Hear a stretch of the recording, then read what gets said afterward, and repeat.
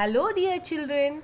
Today we will be continuing with the first chapter, and the subtopic is the past and the future.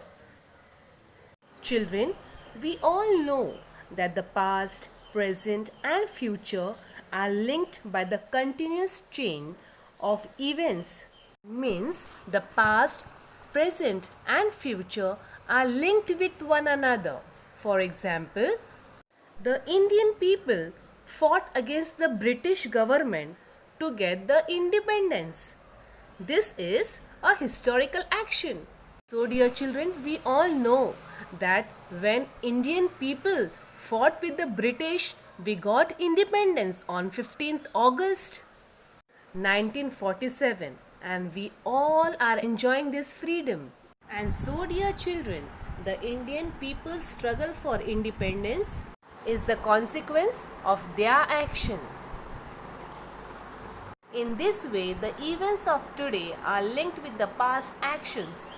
When we understand this, we realize that the future depends on the events of past. This is what we learn from history. Children, look at the tools available in the market today to cut vegetables, to cut trees, and so on. And look at these tools. So we can see a lot of development have taken place. So, dear children, the discovery of the round object called wheel appears to be the most significant in our daily life. So we can enjoy today because the efforts were made in the past. So children, we all have understood that wheel has made a profound effect on human economy and society. Children, fire was also invented by our ancestors, and we all know the importance of fire.